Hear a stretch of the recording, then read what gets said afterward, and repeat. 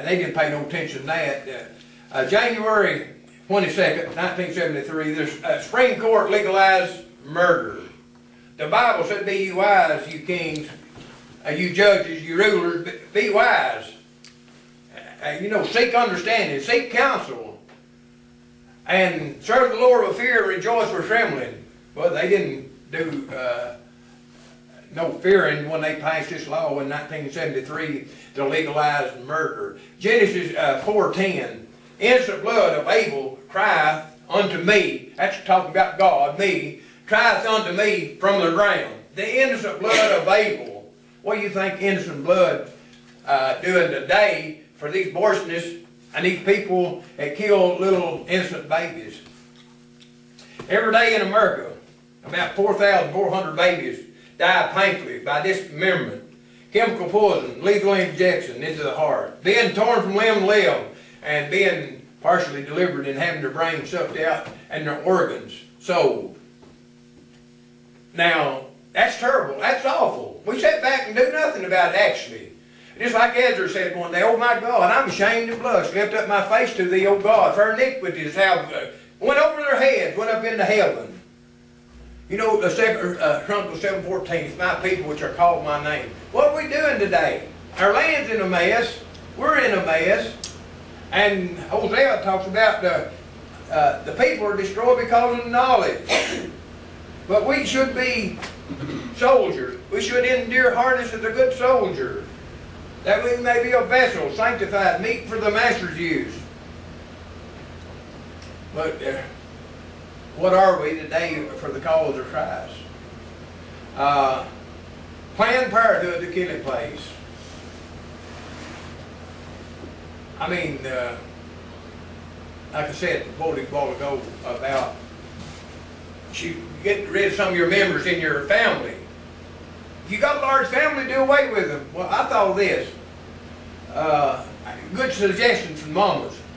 When you go down to Planned Parenthood to get an abortion, you got a large family, just take the baby in your arms and say, doctor, I need to do something. I don't know more children in my family. I got plenty. I don't need no more. And here's just a good suggestion. Why don't the doctor say, well, just give me the one you got in your arms, we'll kill it. That'll rid your problem, won't it? What would be the difference? They, oh, no, I love that baby. I cared for that baby. I brought that little loving baby in this world. And I love it. But the other one's in her womb, in her belly, and she wanting to kill it. It's a human being. But that don't make much sense, does it? Planned Parenthood is the largest provider in the world. So if we don't open the mouth for the dumb, if we don't speak for the dumb, who will? The Bible says in Proverbs chapter 6, verse 16, 6 things does the Lord hate. Yea, 7 is abomination unto God. Hands that shed innocent blood. Hands that shed innocent blood. You think about hands, they're going to have to answer God for them hands they use to kill a little innocent baby from the mother's womb. People don't seem to like to understand that, but it's the truth. Hands, lying tongue, he hates. Proud look, he hates. The Bible said in Psalm chapter 11, verse 5 and 6, they that work with wickedness. The righteous are tried, but they that work wickedness are... God said he hated their soul. God tries the righteous, but the wicked him loveth violent, and that's violent to kill a little innocent baby from the mother's womb. And they're going to have to answer God for it one day. Romans 1:32, it talks about, I know we're at right here in Romans 1:32. I use it for homosexuals, sodomites, queers, whatever. But listen, in 1:32 it says they are worthy of death. I mean, knowing the judgment of God, they which do such things are worthy of death. Not only them that do them, but have pleasure in them do. If you have pleasure in killing one of God's little babies, you're worthy of death. It would be cried from the highest housetop of what's going on in America. January 22nd, 1973, they've been 48,500,000 babies slaughtered 35 years later. And January the 8th, coming next week, will be about 35 years of killing little babies. And what have we done about it? What has the church done about it? Very little. You know, the most dangerous place on earth, it's not New Orleans, Louisiana.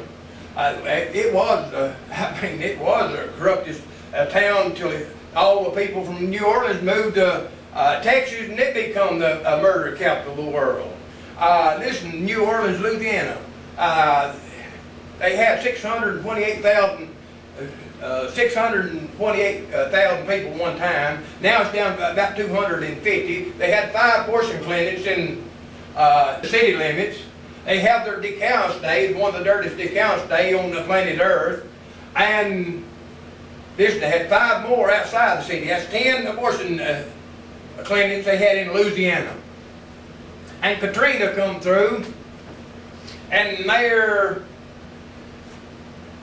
whatever his name, I got in a minute, he said we're going to make a chocolate town out of this place.